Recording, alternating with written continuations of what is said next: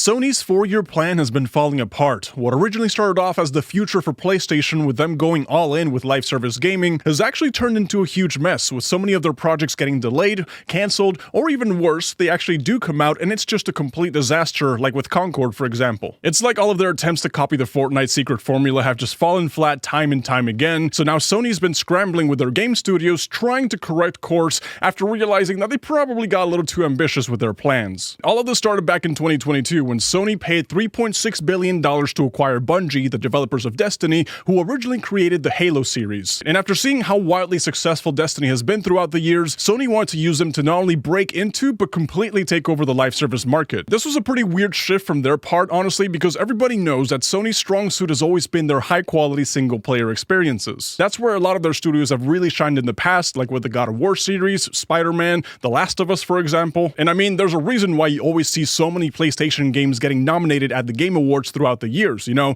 They're like the gold standard when it comes to storytelling and gameplay. So clearly they got something good going on here, but this shift over to prioritizing live service gaming and sort of just put their single player games on the back burner, it didn't just come off as weird, you know? It gave off the impression that Sony actually got FOMO'd into chasing a cash-grabbing trend, and now them wanting to go all in on live service gaming is actually coming back to bite them in the ass. But Sony's big game plan, I'm pretty sure you guys might remember this headline from back in the day, was to release 12 different live service games over the course of 4 years. That's like shotgun blasting a target while being blindfolded, but also the target happens to be moving. You know, just throw shit at the wall and see if something sticks. That was their main game plan, and you know, sure, credit where credit is due, Helldivers 2 was actually in the top 3 best-selling video games in the US last year. Like, I remember everybody was just non-stop talking about democracy back then, but that was also the year they made video game history and got Concord admitted into the Museum of Failure for one of the most catastrophic live service launches of all time. And honestly, I think people must be so tired of hearing about Concord at this point,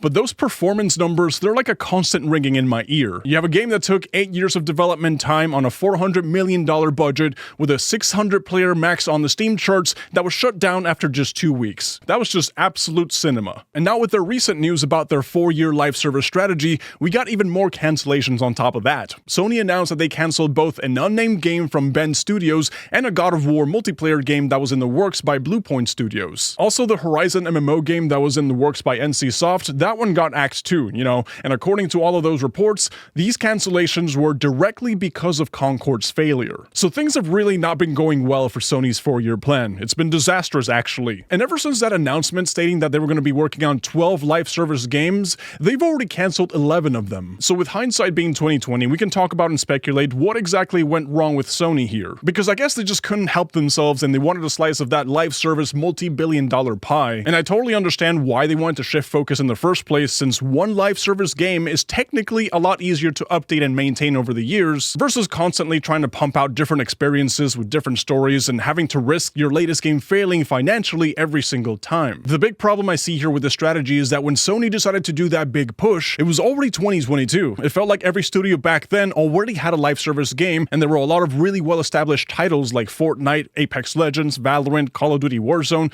Those were already dominating the market. So the players at that time were starting to feel the fatigue from having to do all the daily quests and grinding the battle passes, and when it comes to the live service industry in specific, players usually stick to their one game that they play, and it's really hard for these studios to take that attention away from them and have them transfer over to a new game. So Sony's shotgun blast strategy could have worked back in the day if this was like 2018, for example, you know, when everybody was just going crazy for live service games and it doesn't matter what was hitting the market, it was easily pulling in tens of thousands of concurrent players. Heck, if the PS5 had come out with a The Last of Us live service game or a God of War live service game on day one, I don't think we'd be talking about this right now. You know, I think things would have been amazing. But if there's anything that Concord's colossal failure has taught us is that number one, don't charge people $40 for a live service game in 2024. You know, that's just beyond stupid. But you know, number two, with so many live service games that are out there flooding the market, the players are actually looking for a more refined experience to play instead of having just another online multiplayer shooter to just waste their time on. So this shift that Sony made trying to capitalize on the live service craze has actually ended up doing more harm than good to their reputation, in my opinion. Like, for example, we had Spider-Man, The Great Web, that was canceled in 2022. We had The Last of Us Online from Naughty Dog that a lot of people were actually looking forward to that one, but it also ended up getting axed in 2023.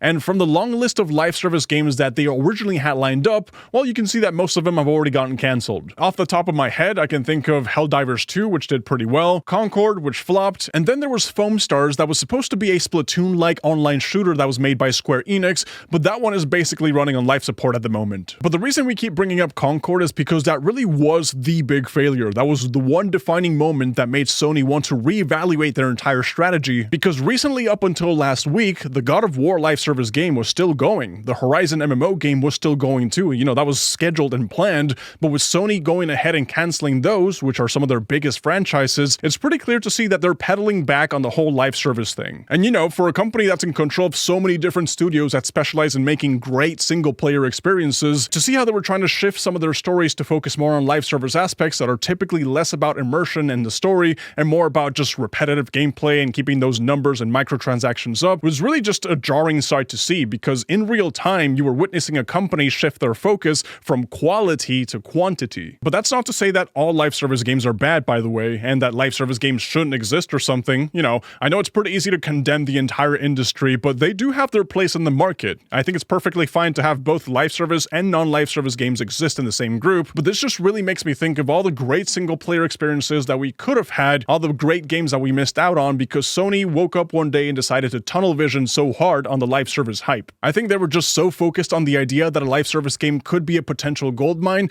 versus the idea of what a live service game needs to be these days in order for it to actually be a goldmine. Because nowadays the players are way pickier about how they spend their time and money inside of a video game, and if your live service game doesn't offer something different or special from what's already been on the market for years at this point, it's pretty much dead on arrival. One example I like to bring up here is Marvel Rivals, since it's the most recent live service game that's been pulling crazy high numbers, but it's not like the game blew up for no reason, you know? There was a void that Overwatch 2 left in the market for a hero shooter that focuses on the chaotic fun aspects of the game instead of trying to shoehorn everybody into playing an esport. And it's coming from a dev studio that focuses on giving the players what they actually want out of a live service game, and it's that respect for their time and money by prioritizing player satisfaction that really just made them skyrocket into popularity. Instead of trying to shove more and more cosmetics down your throat, Marvel Rivals was actually focusing on making sure that the players are having fun. So I think that the early days of live service games where you could just throw out the most random battle royale or hero shooter and somehow manage to pull in 100,000 concurrent players, yeah, I think that's long gone, and I think that the experiences that are directly responding to a need in the market are the ones that are popping off in present day. And also you have to understand that what's working right now might not work tomorrow because it's a constantly evolving thing, you know, and I think that somewhere along the line, Sony kind of realized that too. It's like they knew that a lot of these projects that they were working on were probably going to be dead on arrival, and that's why we're seeing so many of them getting cancelled. It also doesn't help that when you start developing a brand new project, sometimes it can take you 3 to 4 years before the announcement trailer even comes out, because these development cycles just keep getting longer and longer, and the market could be something completely different by the time the game actually launches. So in present day, I don't think Sony's gonna give up on live service anytime soon, you know?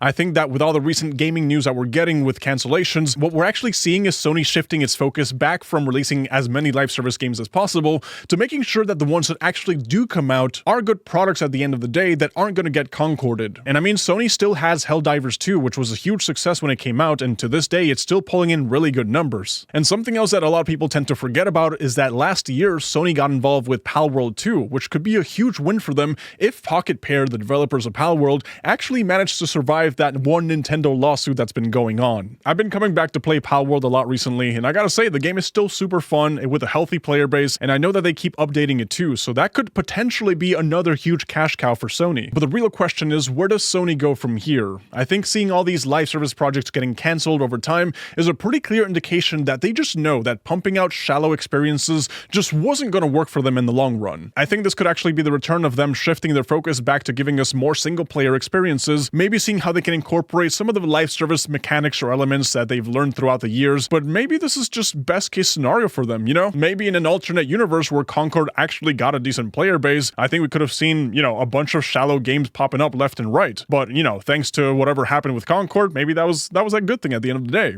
Like, I think this could be the absolute rock bottom moment for them, and it's only going to go up from here. But yeah, that's all I really want to talk about with you guys, so thank you guys for watching.